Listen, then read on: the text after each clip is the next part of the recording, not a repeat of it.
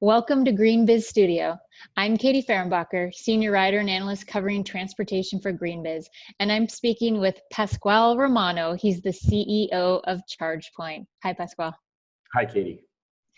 So ChargePoint is at a really interesting place right now in its growth, planning to go public via the SPAC, the Special Purpose Acquisition Company. What's the strategy behind that? How is ChargePoint addressing this, and what's the plan?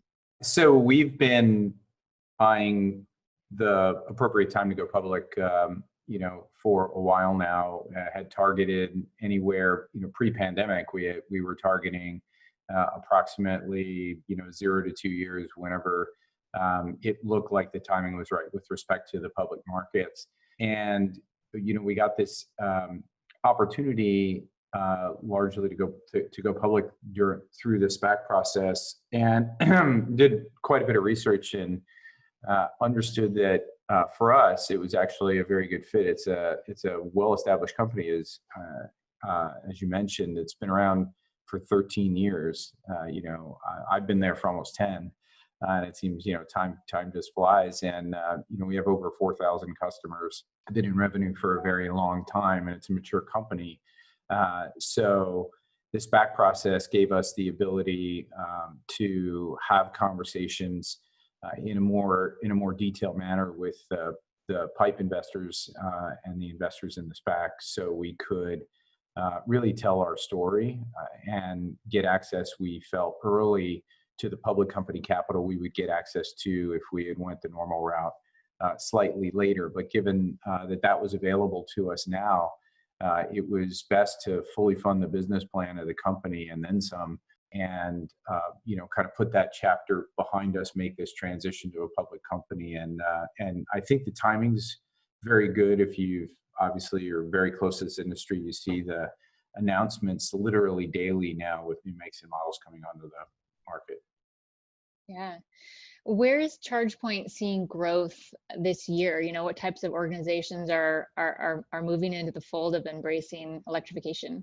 In March, when all the stay-at-home orders went into effect, it pressure tested the company.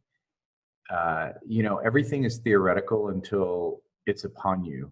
And everything from your business continuity systems to your business model. What had been theoretical for us, which is we expected that in a situation where there was a dramatic sea change in transportation, meaning in the pandemic sense, people are not moving around as much to go to work or to go out because of the travel restrictions. We had always said that if we were in every segment of EV charging, and also in the US and in Europe, what we could insulate the company from dramatic changes in revenue, because the shift in transportation would just shift the emphasis as to where the demand was for charging, and that would come through. Well, lo and behold, it did. And it's nice to know that reality matches theory with respect to being in every segment. And so what we have found is that because of goods delivery being so critical now, even more so than it has been, and it was even pre-pandemic, on a pretty good growth tear, the fleet market for us is really seeing lots of activity.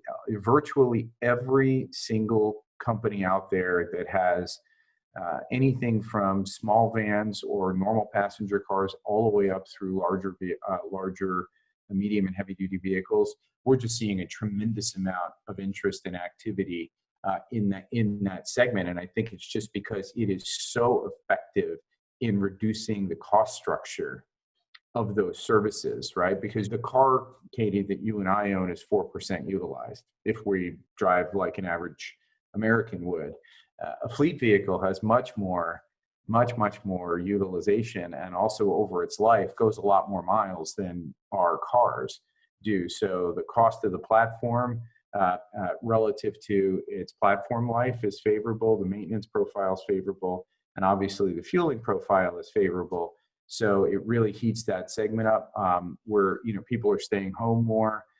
So obviously, you know, home charging and apartment and condominium charging is becoming more and more critical. And then what you see is that there's a lot of construction, believe it or not, that's happening, because if buildings are unoccupied during the scenario that we're all in the world, or if they're lightly occupied, a lot, not all, but a lot of landlords are viewing it as a good time to make improvements.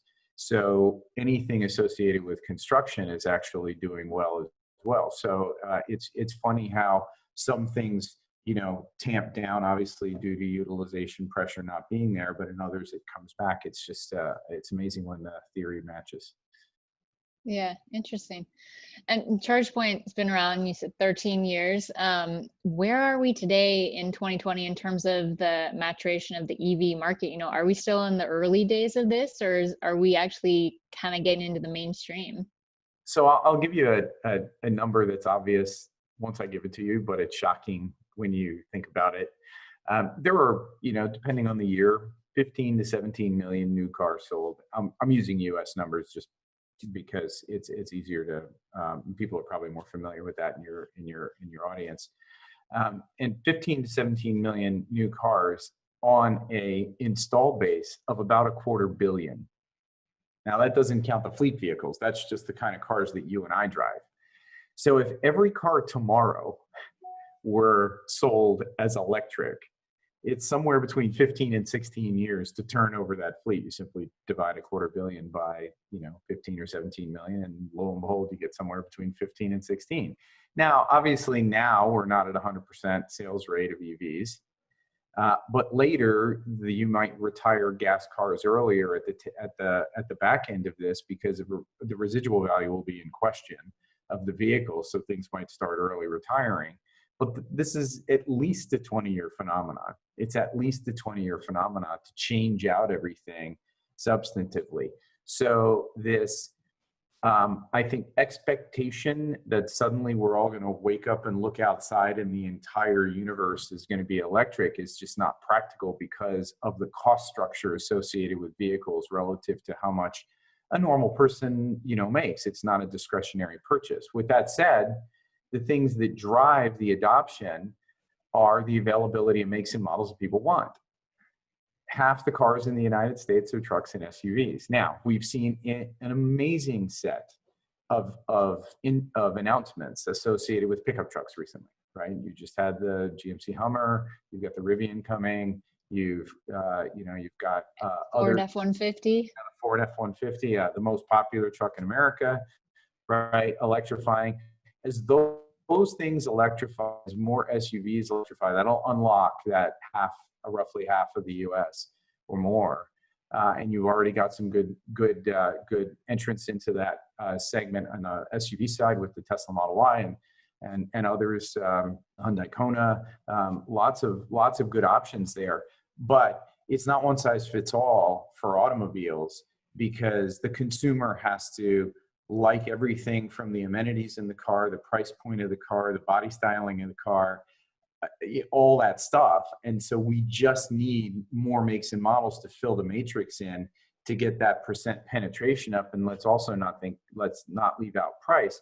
Not everyone can afford mid to high end vehicle. And so as things move down in price with batteries, and you're seeing all the announcements associated with that, I think you'll unlock more and more of this market, and it'll start to adopt pretty quickly. Okay, so early phases still. So what do you think we need to accelerate adoption more for EVs in the US? Is it, you know, you mentioned better makes and models, but what else? It's mostly makes and models, and I think in general, whenever the analogy I use is when the iPhone was introduced, there were a lot of reviews of the iPhone that criticized the fact that it didn't have a tiny little plastic keyboard like phones that of the time had. And there was a lot of controversy because people were so used to those. There was this thinking that no one would make the transition. And then when suddenly everyone realized having the internet in your pocket on a bigger screen because you gave up the keyboard, you had something really special, they just moved over quickly. And that was one of education and experience. And I think the nice part about EV drivers is they're very proud that they've taken the plunge because of what it says about their support of the environment, the new technology, et cetera. They're evangelists, so to speak. When you're at work and when we eventually all get back to work and we're going out to lunch with a colleague and they just bought an electric vehicle, that built-in test drive, that built-in experience in your family, et cetera, I think that's just going to permeate our society and very quickly get people past the normal, I think, reservations about something that's just different than has been enforced for 100 years. What I will say is that when people buy an electric vehicle, they think that they're going to worry about charging, and then they realize that they stop worrying about fueling because it's a top-up model, and so it's not about driving until the little yellow light's on and then going to get, reloaded, with your battery. So as a result, it's eliminating a chore, but they don't realize that up front, and that will become more apparent as people experience other people that have purchased EVs. Yeah, a new experience. All right. Thank you so much, Pasquale. You just heard from Pasquale Romano, the CEO of ChargePoint. I'm Katie Fehrenbacher. Thanks for listening. Thanks, Katie.